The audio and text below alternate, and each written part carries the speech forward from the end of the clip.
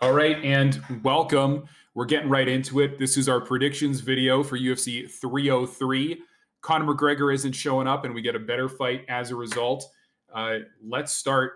I'm going to let you start this one, Clark. I don't want to steal your pick like I did last time. Oh, okay. Yeah, so Pereira's going to win, probably by knockout, and it's going to be pretty similar to the first one. And yeah, there you go. We can move on. You know, kind of is that simple. There's so much more you could say, and I will. I'm also going to be picking Alex. I'm also going to be picking Alex Pereira. Today, this very day, I have rewatched their first fight. I have watched Pereira versus Hill, and I have watched Prochazka versus Rakic, the dude he just fought. Because what's happening with this fight, last minute, like 2 weeks, 2 weeks notice, both of these guys are getting in there to fight each other because Conor McGregor pulled out of his fight with Michael Chandler. So they're both coming in on late replacement. They've both fought each other before for the title. Yuri lost by knockout to Pereira. But upon rewatching that fight, and I wanted to check myself. I wanted to make sure I wasn't just hyping up the fighter that I kind of like more out of these two, which is Yuri Prochazka, just barely, because they're both fucking awesome fighters. So I called a friend of mine, and I'm like, watch this fight quick with me. You tell me what you're seeing. Just a casual, does not watch the fights. Up until the very second that he gets knocked out, Yuri Prochazka is winning that fight. And he charges Pereira up against the fence and catches one of Pereira's most dangerous weapons, which are his hooks. Alex Pereira doesn't just have the best left hook in the UFC. He probably has the best left hook in all of mixed martial arts and kickboxing. Pereira was a kickboxing world champion before he ever came to the UFC. And this is his second weight division in the UFC that he has won a title. That's all in 12 professional mixed martial arts fights. The guy's a fucking legend already. Yuri Prochazka, who is actually younger than Pereira by quite a bit, has like tripled the amount of mixed martial arts fights. Now, I wrote down all the different legitimate reasons why you could pick Yuri to win this fight. One is that the younger fighter, statistically speaking, almost always wins the rematch. Every year you get older? Yeah, that's right. So oh my God. That's one reason. Another reason would be that Yuri does just barely have a slight reach advantage, even though he's an inch shorter. Two more reasons that are like so apparent watching any of Yuri's fights. Aggression and speed are his advantages in this fight. They're not his only advantages. Head movement, reaction time, technique.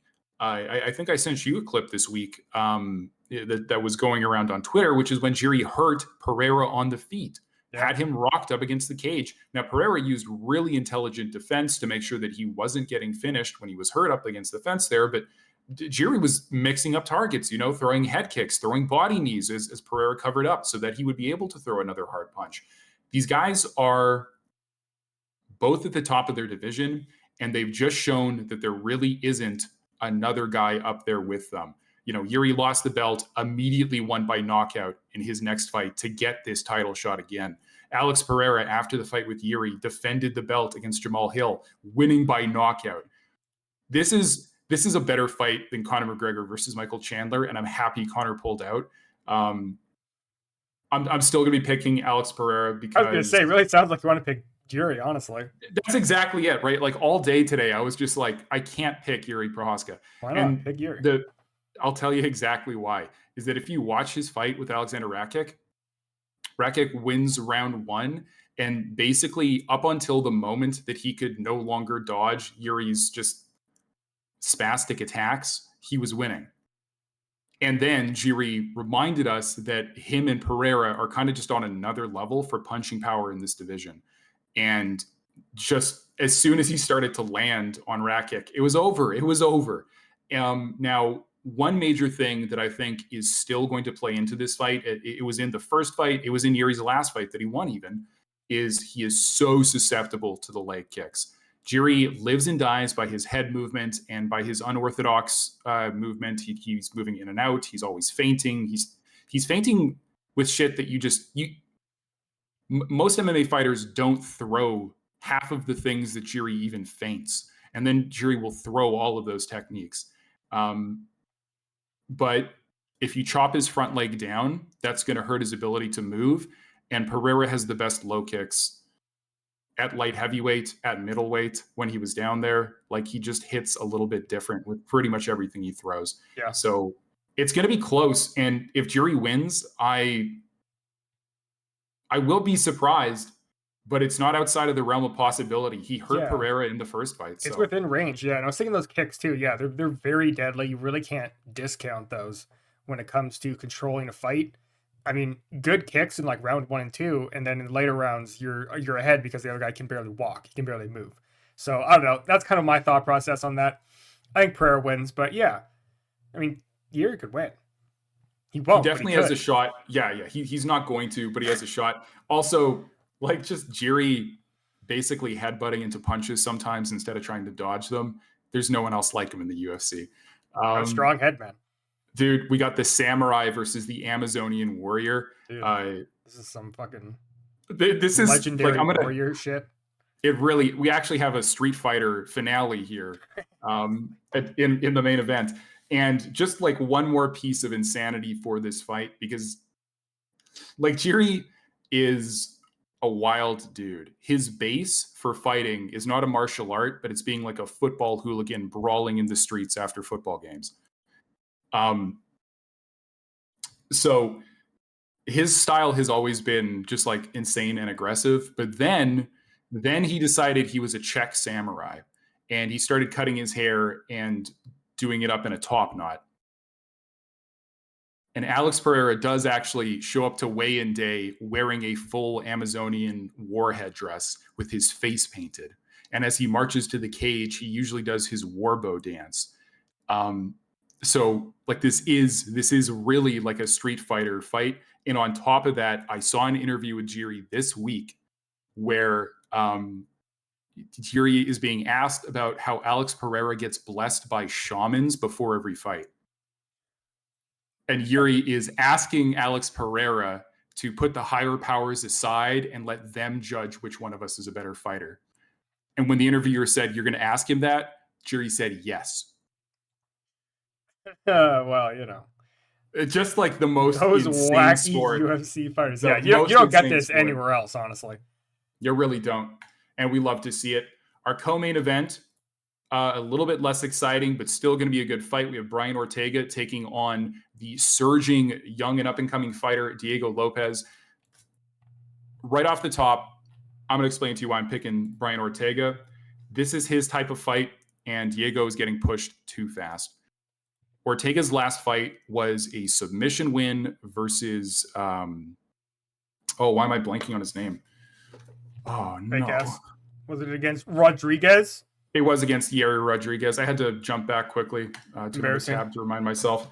Brian Ortega was having a real rough run of it at the top of the division. He fought his way into a couple of title shots. Those title shots were very brutal losses every single time. When he fought Volkanovski, at least he had his moments. When he fought Max Holloway really just destroyed him brutally. Brian Ortega has worked on his stand-up, but it's not what he's good at.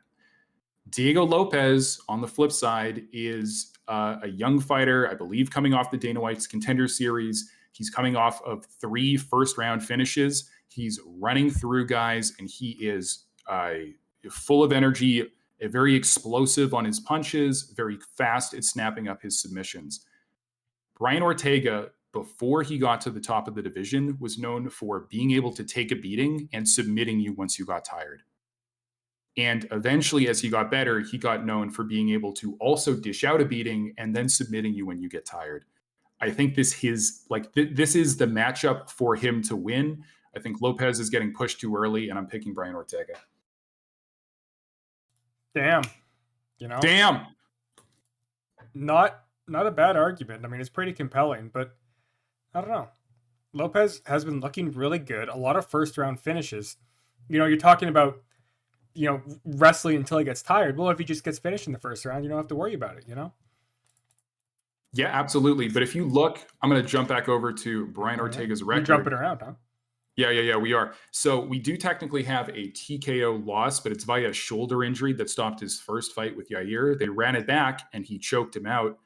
His loss to Volk was by unanimous decision. His loss to Max Holloway was not really I mean, it was a TKO. Like the Wait, doctor stopped it in between Kobe. rounds. I think it was in between rounds 4 and 5. The doctor said no more.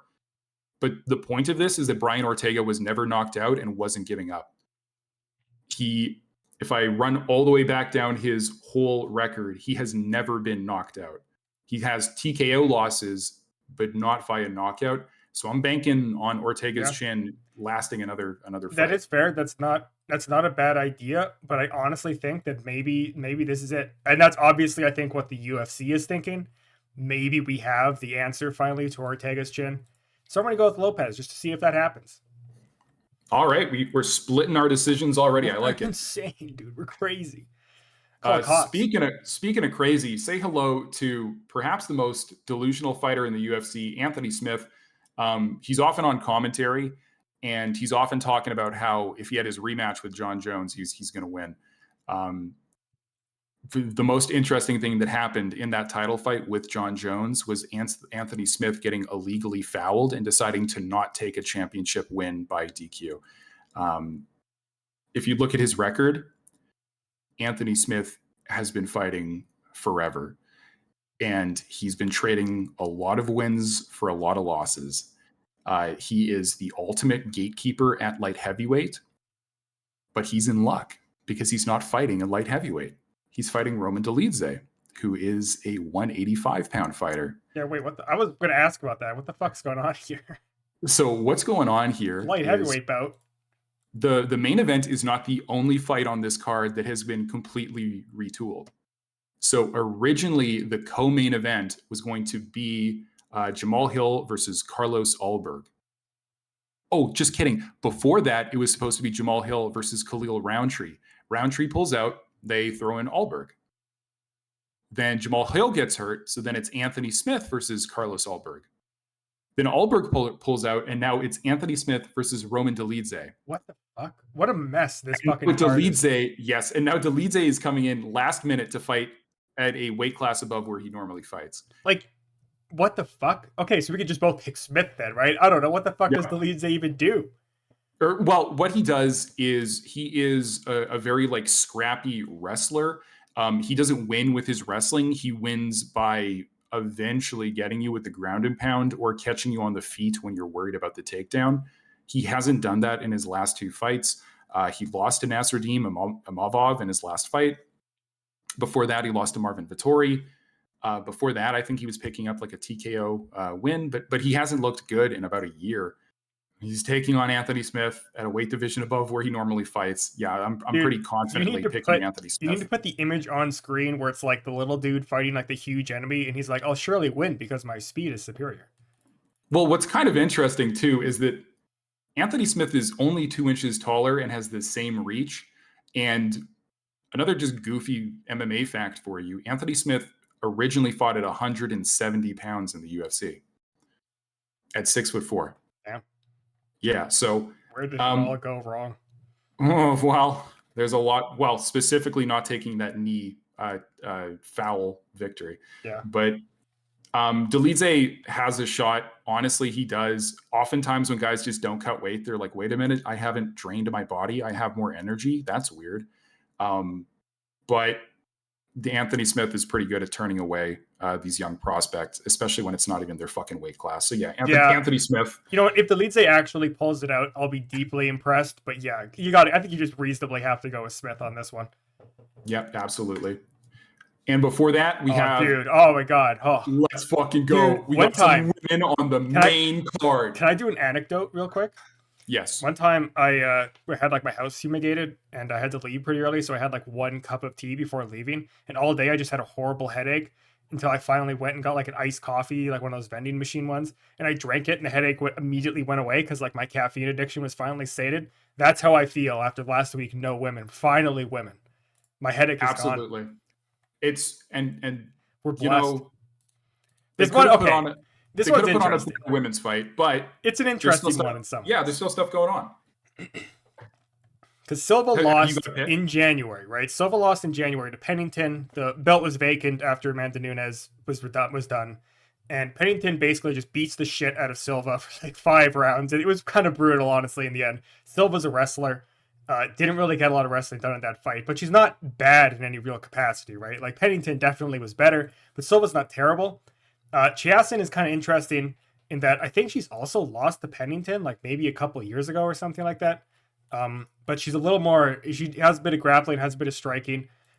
I think it might be like there's 2 options. Either this fight just completely sucks ass and is really boring, and Silva just like has her on the ground and Chiasson just defends for 3 rounds and then Silva wins by decision. Or maybe Chiasson actually brings in some good grappling or brings in good striking, because we know that Silva can be controlled by good striking, like that Pennington fight kind of proved, right? If you tire her out, if you hurt her, she really struggles to keep up with her otherwise pretty good grappling game, you know? So as far as women's bantamweight bout on a main card goes, it's probably not the most exciting fight ever, but it might be one. I mean, it could be exciting, or it could suck ass. Don't blame me if it sucks ass. I do think that Silva will probably win, but I don't know. If Chiasson comes out and surprises me, I won't be totally shocked by it. She does have some grappling. Not as much as Silva, but presumably she's been training it in anticipation of this. So I don't know. Pretty interested in it. I'm going to go with Silva. What do you think? What I think is that women's bantamweight just is not the same without Amanda Nunes anymore, Yes, because we're kind of trying to figure out where all of these women are, and that's weird to say. Well, like where they are skill wise, because it's kind of like before when John Jones was lording over the light heavyweight division, and it was just like, is there anyone who can even make a fight interesting? That's how it was with Amanda Nunes.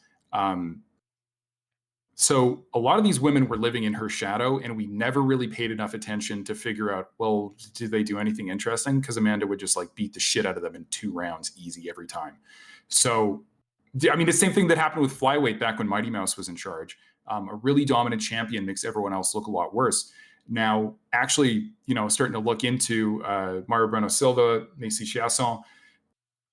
Silva did not look great in that title fight. No, she looked horrible. People still joke that Raquel Pennington is now a UFC champion because Raquel Pennington is not that good. She's not, but I mean, in this division at this current point in time. In this division at this current point in time, absolutely. But what I actually want to say though is that I think there's a lot of new talent in the division right now that's going to take a while to work its way up. That is better than the current top of the division, and that's just because a lot of the girls at the top are girls who have been trading wins and losses against each other, waiting their turn for a title shot at Amanda Nunes. And now that we have this open field, I think you're going to see women trying way harder to distinguish themselves because there's no longer this bogey woman standing over everybody. Macy Chiasson is on the come up. She hasn't had her title shot yet, and she's coming off of a victory. She's the taller fighter, she's the longer fighter, and she is a grappler as well. She has submission wins. I'm going to be picking Macy Chiasson. Yeah, you would fucking do that, wouldn't you? Damn right. This guy hates women, by the way, just in case anyone listening wants to know his biases. Yeah, anyways. Moving on to our main card opener. This fight's gonna rock. Honestly, this fight's gonna be so fucking stupid. I'm so excited.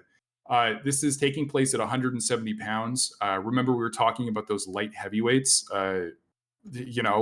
Anthony Smith formerly fighting at 170, 6'4". Well, these guys are both 6'3". Now, the biggest thing to note, the two biggest stats to really pay attention to is the reach difference between these two guys, because they're the same height, but Michael Venom Page has a lot more reach. And the second stat is that Ian Gary is 11 years younger than Michael Page. He's 26, Michael Page is 37. I can't believe I'm even going to do this, but I'm going to pick Ian Machado Gary.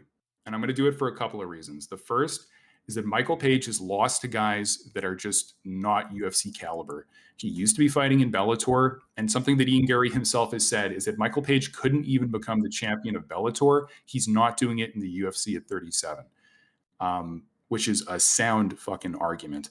You also have UK versus Ireland, and generally speaking, I'm going to root for Ireland against English people.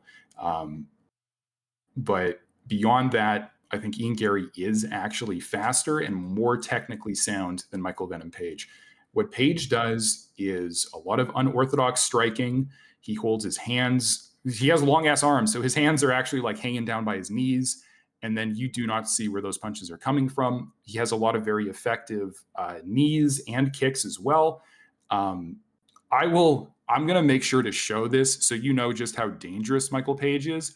Back on that Bellator regional scene, he cracked a dude's skull with a flying knee.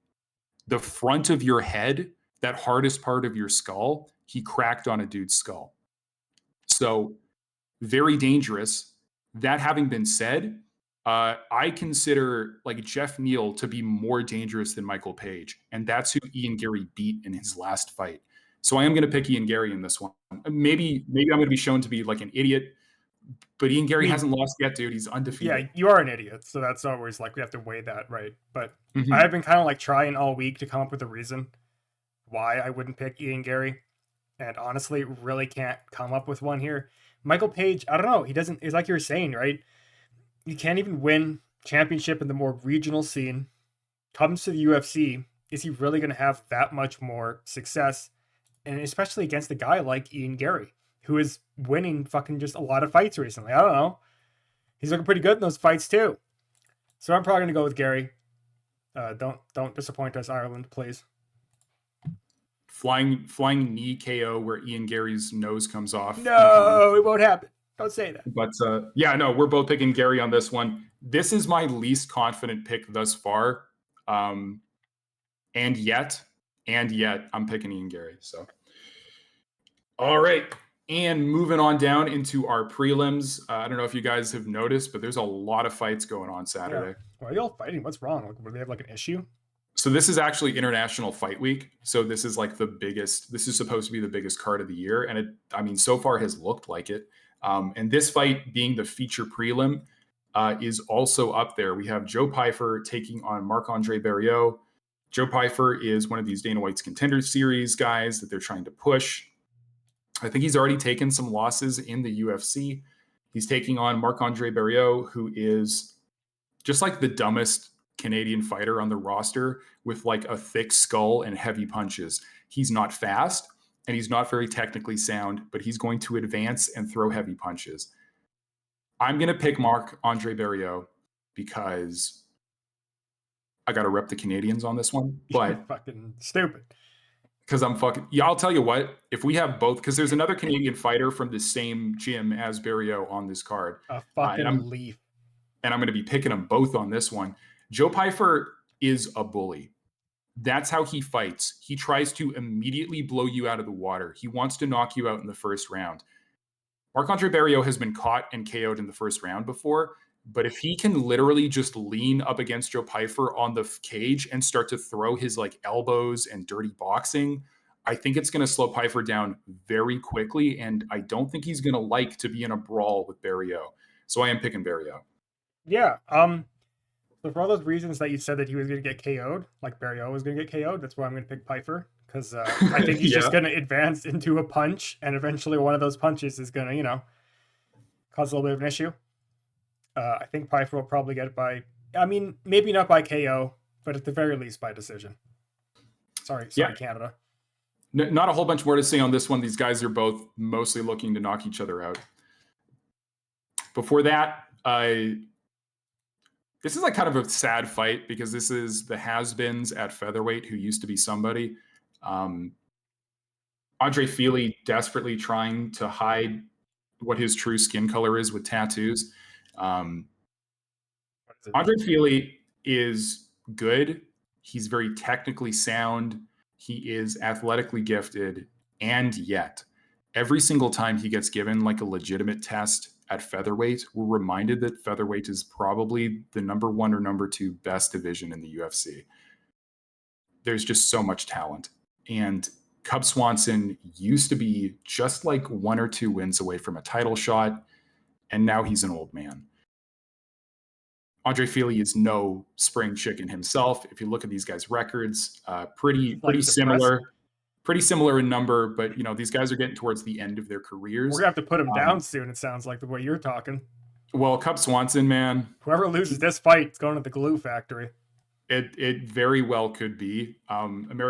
No, what is it? Is it Team Alpha Male that Feely is with? I think he's like the least Team Alpha Male looking member of that camp. Um, I'm Team pretty sure Soy Boy. I'm pretty sure they just blend him into a protein shake if he loses one more. But this one's kind of hard to pick because if this was like a prime Cub Swanson, I wouldn't even think twice. I'd be picking Cub. And I can remember a KO victory via Cub in which he looked at the camera and said, "Don't doubt me again." So, I really don't want to doubt Cub Swanson. How could you doubt him again? And yet I'm going to be picking Andre Feely because Cub Swanson is so fucking old. He's been in so many wars. Like, if people even remember who Doo Ho Choi was, Cub Swanson had the fight of the year against Doho. No, what did they call him? Gonna steal your Ho Choi. What the fuck? Right? But like that's like 5 or 6 years ago now that he had like a fight of the year war. No, dude, that was like 2016, wasn't it? Oh my god. Against Okay, Choi? well yeah. I think so. Almost oh no, dude, it's over. That was like 8 years, I guess. It legitimately is over for Cub Swanson, so I am picking Andre Feely. Yeah, I mean, honestly, those ages, it's always tough to pick that 40-year-old unless you have a very good reason to do so. If you look at a guy's record and he's 40 and it isn't like win, you should probably be at least a little bit skeptical. Cub Swanson, I don't know, he's like been pretty good recently, relatively speaking. Again, he's 40. But he hasn't done anything that's made me really impressed and makes me really confident that he's going to pull anything crazy out here.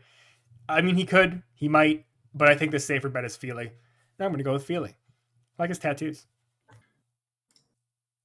And before that, we have our other Canadian fighter, just barely the favorite here too, by our odds provided by the UFC webpage. He's fighting Gene Silva, who I have quite literally never seen fight in the UFC before. What does Charles Jourdain do, and why am I going to pick him in this fight? I'm going to pick Charles Jourdain because, number one, scrappy, mean fighter with zero quit in him. He likes to get into like a barroom brawl. That is his preferred fighting style, is you're punching back at him because it's no fun if you're not. Him and Andre Barriault are in the exact same camp where they just train to brawl all the time. It's not a very smart way to do things. Neither of these guys are probably ever going to be ranked, but they always show up and their fights are always interesting. Another good thing that Charles Jourdain has is incredible jiu-jitsu. Now, jiu-jitsu is not what it once was in the UFC or MMA generally. A lot of people know how to get out of submissions. The vast majority of submissions kind of just like don't even work at the highest level anymore. Like if a dude can punch you in the face, a lot of those submissions just don't work. That having been said, Charles Jourdain wins by knockout, wins by submission, and is real good at getting out of those chokes when he's put in them. Jean Silva is an unknown at featherweight. He's done something. I'm not picking him. He won one fight in the UFC. He must have won something before then. I don't know. Yeah, right. Like he's coming out of Brazil. He's had one UFC fight. I'm picking the established UFC veteran. I'm picking Charles Jourdain. Yeah. I mean, that's a pretty reasonable decision. I'm going to have to go, I think, the same way. It's hard to go with like less data, I guess. Maybe there's some guy who knows the, Brazilian professional scene a little better than us that'll disagree, but Jourdain, I think Jourdain can do it. God, I really do have to find a way to watch jungle fight events because so many of these Brazilian dudes, like coming off of the regional scene, just like that little dude who won at the Saudi Arabia card, the last minute replacement. Yeah. Like they have all these fights over in like Jungle Fight or whatever it is. Got to figure out how to find those fights. Yeah, no, you should. That's a good idea. But anyways, moving on down. What the fuck happened here? That's the question we have to ask ourselves. Peyton Talbot versus Yanis Gamuri. What's happening here is you have a young prospect up against someone who just doesn't have the same hype on him. And this is like, come on. What you got to think about here, because right now what we're seeing, these odds minus 1,600. I mean, we're in the middle of the week and such, but it's like, holy fuck it. If you wanted to like run illegal gambling manipulation, here's your fight. Pretty much. I don't think that this fight is as one-sided as they're saying it is. I don't think Peyton Talbot has done enough to prove that he is a world beater. This is bantamweight, which is the deepest UFC division with the highest skill, I'm still going to be picking with the favorite because Talbot should you're a win this fight. weenie. Because he should win this fight. Like, He's this scared? is his fight to lose. Can you hear him trembling? But watchers of this podcast? No, there's over no trembling. over his mic. I'm picking it up, dude. Whenever you stop talking, it's like we'll quit editing it. But I don't think that this is going to be some like super one-sided beatdown. I think Giannis has a fair shot to win this fight. He's just probably not going to get there. Any dissenting opinions? I'm trying to like come up with the like contrarian reason just so I can pick the guy who's plus 900. Because what if I'm right? You know, you have to clap when we do the post-fight thing. If I am right, I don't know.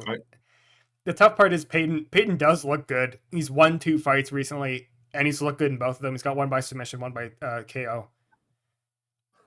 And he is undefeated, right? He is undefeated, people right? are always so high on, right? It's why Ian Gary is the prospect that he is because he's 14-0 with like he's many 14 UFC years old, fights. dude. That's crazy. But yeah, Talbot's undefeated. He's got 2 UFC wins. We're probably both picking Talbot. I'm gonna go with Giannis.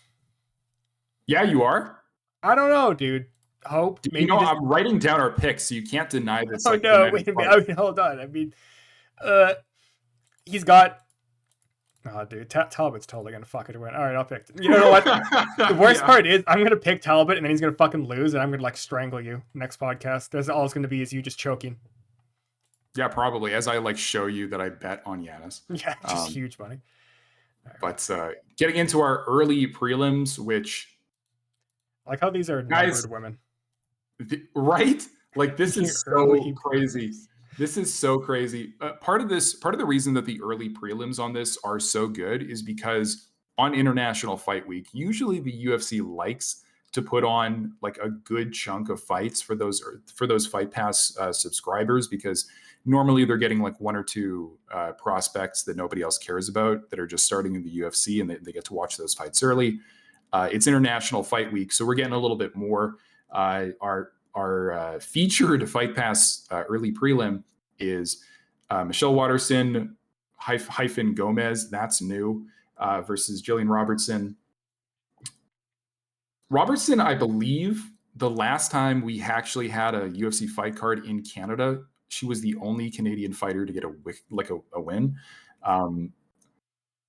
Michelle Waterson, weird fight because she's bad. Waterson has not been good in a while. I don't think she's won a fight since 2020. I think. I'm pretty sure she's had an OnlyFans before. Yeah, enough drama about. Yeah, cut that fucking part out, Francis. Jesus. Yeah, sure. Jillian Robertson is going to win this fight. Michelle Waterson has not looked good in fucking forever. So I mean, if she starts looking good, then good for her. But I feel like it's probably going to be Robertson. See, she's pretty good at mixing up strikes and grappling. I mean, as good as you can be at women's strawweight, anyways. Yeah. She's not like the best fighter ever, but I think she's going to win this one. Absolutely. Sorry. And by the way, Michelle Waterson used to have one of the best fight names. I don't know if she still uses it, but she used to walk out to the Karate Hottie. That's still what she's called. Oh, it is? Okay, well, no. She should have updated it by now. I guess maybe. She updated to the losing kind of shitty fighter. Yep. That's what I'd be called in the UFC. So. Okay, wait. Can I just make one more note? I forgot to mention this. Okay, Robertson is just like better in general, but she's also like 29, and Gomez is like 38. Yes. This is a weird fight. Anyways, yeah, another reason to pick Robertson. Yeah. Now, this next fight is going to be really hard to pick because Andrei Arlovsky is a UFC heavyweight champion from, I want to say, 2003, 2002. He has been outside of the UFC since then, like got cut, fought his way back into the UFC, and has been fighting in the UFC, I think, for a decade now. So he's a former UFC champion who got cut from the UFC, fought his way back, and is now just been in the UFC for like the entire lives of people who can vote now. He debuted in 2000. Right? So if you look at his record, 34 wins, 29 losses. What the fuck does he do to not just get knocked out in every single fight as a 23 prehistoric old man. 23 losses, yes, but bear with me here because The bear? if we go over and we check this fucking record, he's 45 years old. Put Grandpa to bed. He's lost his last 3 fights in the UFC. He hasn't won a fight since 2022, in which he won a split decision. Before that, he won a split decision. Before that, he had a unanimous decision. So he had a nice 4-fight win streak, going 2021, 2022. Has not won a fight since, was submitted, knocked out, and decisioned. Why am I saying that this is a hard fight to pick? I'm wondering myself. It's because there's a lot of really shitty fat dudes who fight at heavyweight. And Andrei Arlovski has never shown up with a beer gut and always trains seriously. And so he shows up with none of the athletic gifts, with none of the youth, without a chin. Without a chance? Works harder than the other guy and gets he scrapes by a little decision win sometimes. Martin Buday is not a world beater. He does have 7 wins by knockout. He lost his last fight by knockout. I just don't even which of these guys do I have less confidence in? The honest answer is Martin Buday. Can I authentically pick Andrei Arlovski? I would like to pick him once at least on this podcast, so I'm gonna. I mean, it's hopefully gonna be your last chance. Hopefully, I don't see him here when he's 50 doing this shit. Oh God, you're gonna see him on the regional Russian scene doing shit when he's 50. Jesus Christ, yeah. I gotta go with Martin Buday. I mean, you just kind of explained why about Andrei being fucking old and lost the last 3 fights and is old and has lost 23 fights. And I don't know. I feel like this is just, I don't know. I feel like Buday's going to win and it's going to be by KO probably. And there you go. That's probably going to be it. Prepare to watch Martin Buday get held up against the fence for 3 rounds. I'm not going to be watching. Before that, we have Ray Tsururia versus Carlos Hernandez. These are 2 up-and-coming flyweights, itty-bitty guys. I'm going purely off of vibes with this one. I'm picking Ray. We've just seen a Japanese dude explode a man's knee at flyweight. Yeah, I'm thinking we got to... Okay, well, now I'm making all sorts of shit I got to cut. But... Well, you're the one implicating. What's that have to do with it, huh? I mean, I was just mentioning the nationality. Yeah, honestly, these guys are both very new. This is kind of what you would normally expect on a UFC early fight pass prelim, which is a couple of unknowns getting their first real look in the UFC. I'm going to be picking Ray. I don't have a whole bunch of reason for that other than a vibe, man. I'm looking at these stats. I'm seeing a shorter, more compact guy, a grappler. Hernandez has done literally nothing interesting yet. I'm going to pick Ray. Yeah. I mean, Ray, I think, despite having less information about him, probably looks a little bit better. Hernandez isn't horrible by any accounts, but I mean, exactly that good either. It's worth noting who he lost to recently. Yeah, who's that? Tatsuro Taira. Wow, maybe you're starting to see the reasons.